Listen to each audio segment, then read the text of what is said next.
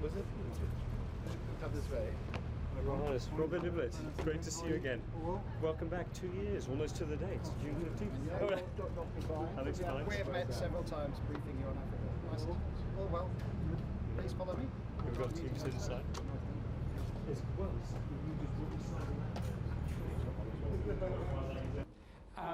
Kadu Senbunya, CEO of the African Wildlife Foundation. To the initial expedition, and we couldn't even get the teams in.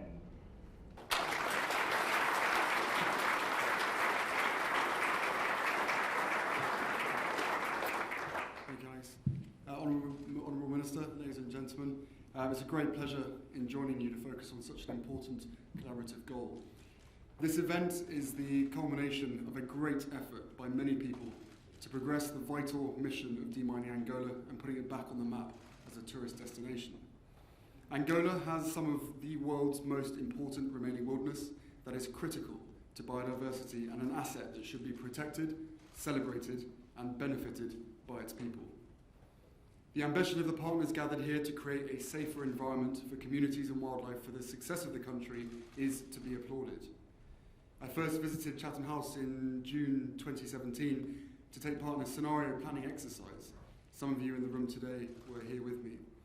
That exercise showed me the importance of landmine clearance within a humanitarian emergency because, let's not forget, landmines are a humanitarian issue and not a political one.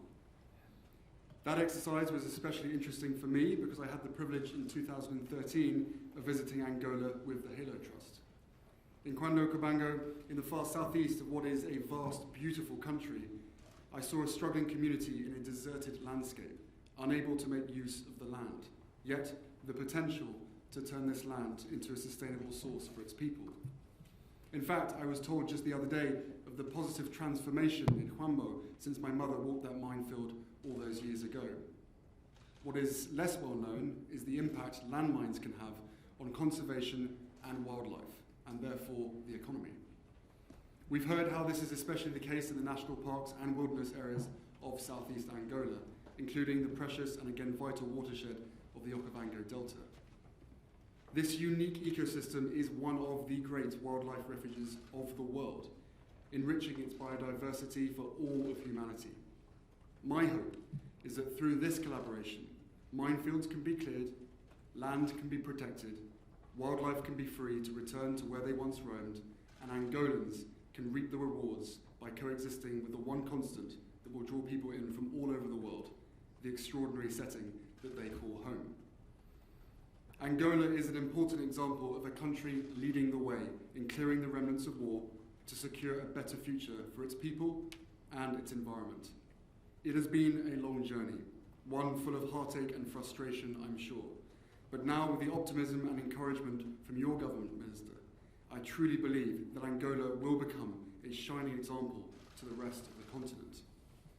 The funding announced today will help protect human lives and is the first step in allowing local communities to protect wildlife through the kind of conservation-led development that has been so crucial elsewhere on the continent. Considerable progress has been made, but there is still a huge amount to do, which is why it encourages me to see so many of you here today as we shine a light on the work that's been done, but also how we can help moving forward.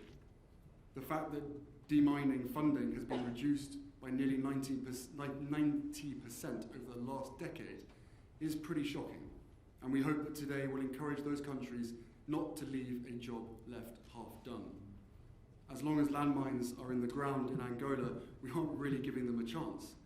There is an end in sight, which has already been discussed, and that isn't always the case. So let's make the most of this opportunity. I hope you will all join me in thanking the government of Angola for this significant commitment to supporting its communities, its wildlife, and the biodiversity of this planet. Thank you.